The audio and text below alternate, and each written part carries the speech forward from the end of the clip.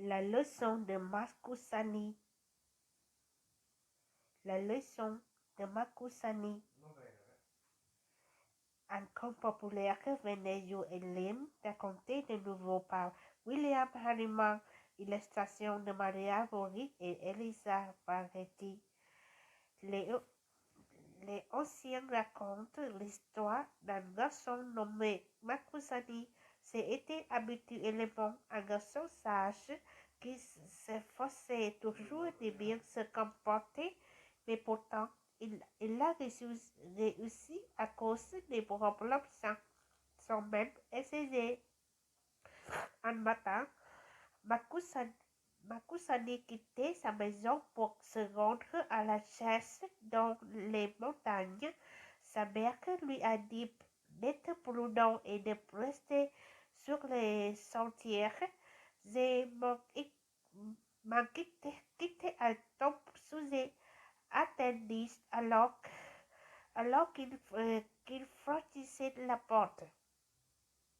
Tout va bien aller, maman, a-t-il répondu, portant sa sabacane à ses côtés.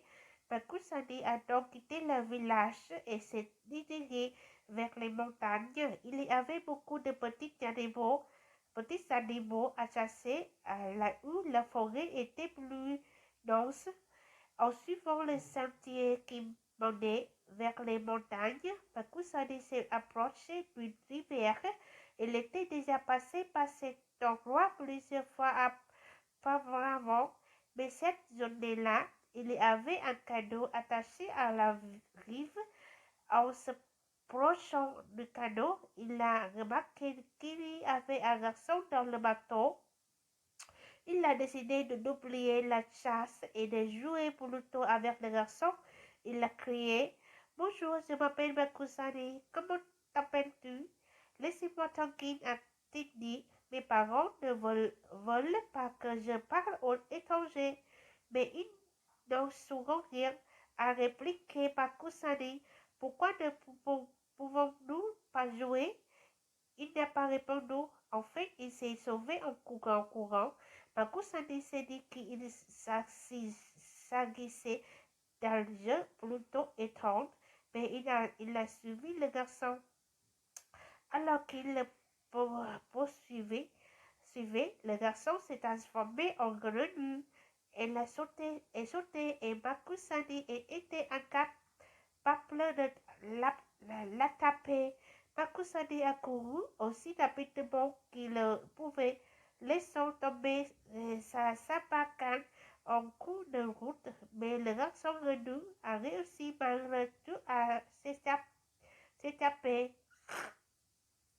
Makusani était essoufflé, il s'était éloigné du sentier et la forêt tropicale était très dense. Il était incertain quant à la façon de retrouver son chemin vers son village.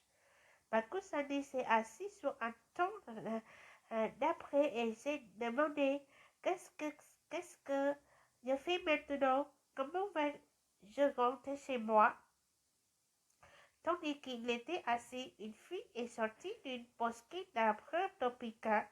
Que fais-tu ici, si loin de ton village? A-t-elle demandé. Elle était de quelques années plus âgée que Makusani. Je suis perdue, a-t-il dit. Je poursuivais une grenouille, mais elle s'est échappée. Maintenant, je ne sais pas comment rentrer chez moi. Je m'appelle Andrien, a-t-elle dit. Je m'appelle Makusani. A-t-il répondu. Rendons-nous à la maison de mon père. Il saurait comment te faire rentrer chez toi, a dit Ronan. Elle aimait Makusani. Il semblait être un bon garçon.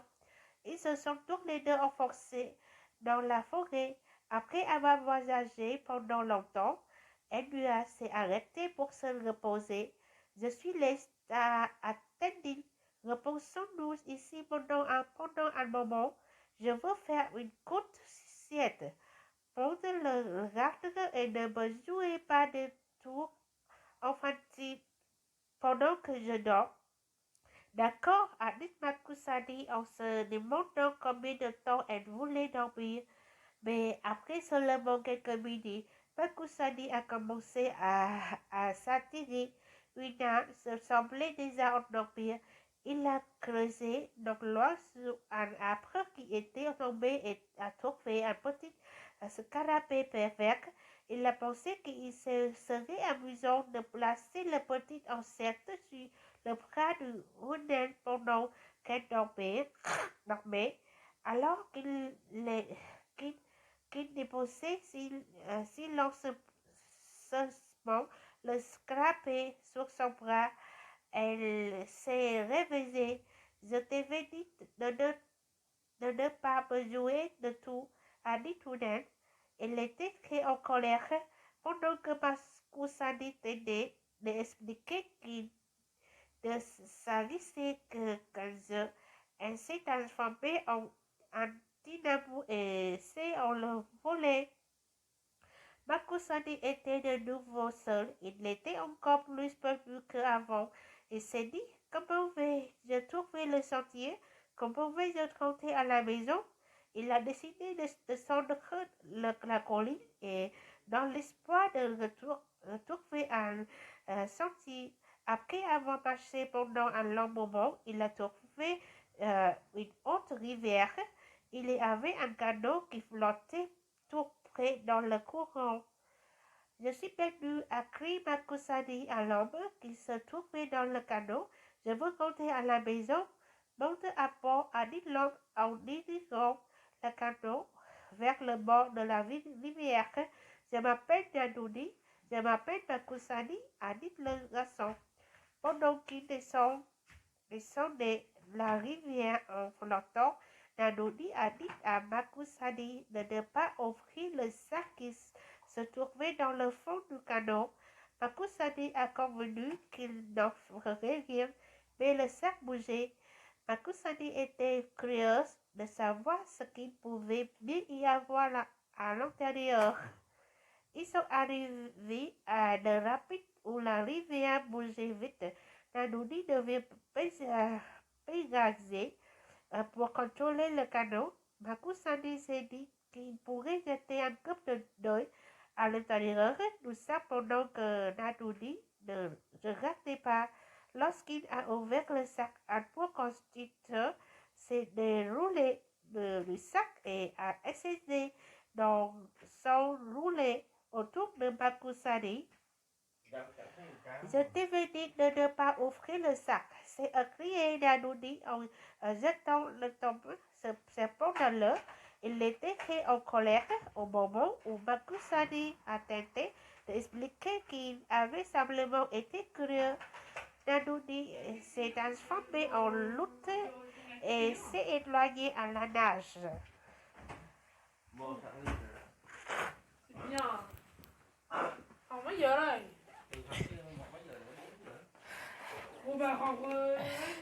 Sans la moindre avertissement, Makusani a dû paralyser le canot.